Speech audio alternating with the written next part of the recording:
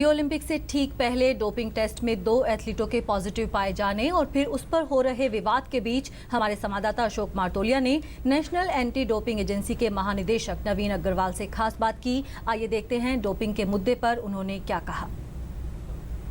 Rio Olympic के शुरू होने में महज कुछ ही दिन बचे हैं और हमारे एथलीट जिस तरह से डोपिंग में पॉजिटिव पाए जा रहे हैं उससे स्थिति बहुत गंभीर हो गई है।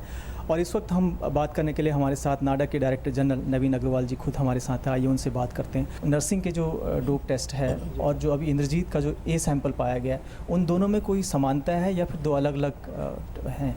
देखिए, इंद्रजीत का तो मैं नहीं कुछ कह पाऊँगा, क्योंकि मैं सिंपली ये कह पाऊँगा कि एक और एथलीट का डोप टेस्ट पॉजिटिव आया और जो नरसिंह यादव का है और इस एथलीट का है उसमें दोनों में स्टीरॉइड्स हैं, लेकिन वो अलग अलग किस्म के स्टीरॉइड्स हैं।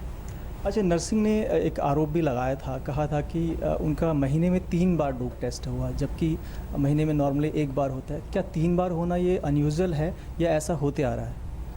नहीं, महीने में 3 बार तो नहीं हुआ, लेकिन पिछले 2-3 महीने में 3 बार हो गया है और ये 4-5 बार भी हो सकता है।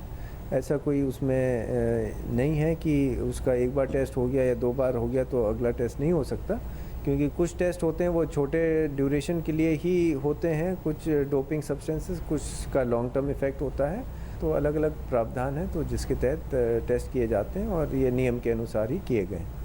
कहा जा रहा है कि पिछले महीने नाडा की एक ऑफिशियल टीम साई सेंटर गई थी सोनीपत के, जहां पर पहलवानों ने उनको जो है डोप टेस्ट के लिए मना किया था। तो ऐसा कुछ आपकी नॉलेज में है? नहीं, मेरी जानकारी में ऐसा कुछ नहीं है। और जहाँ तक ये पहलवान इसका ताल्लुक़ है नरसिंह यादव का, उसने कभी डोप टेस्ट को रेसिस्ट नहीं किया है।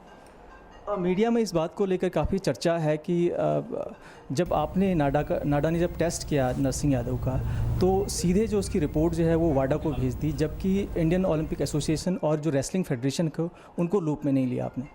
जो वाडा कोड के प्रावधान है उसके तहत जैसी टेस्टिंग होती है उसकी रिपोर्ट वाडा को चली जाती है और जब भी हम प्रोविजनल सस्पेंशन इशू करते हैं तो उसको सबसे पहले जो कंसर्न्ड एथलीट है उसको इन्फॉर्म किया जाता है और उसी की कॉपी जो है सब्सिक्वेंटली वाडा को और उसका इंटरनेशनल फेडरेशन और नेशनल फेडरेशन को दी जाती है और इसी नियम के अनुसार ही कार्रवाई की गई।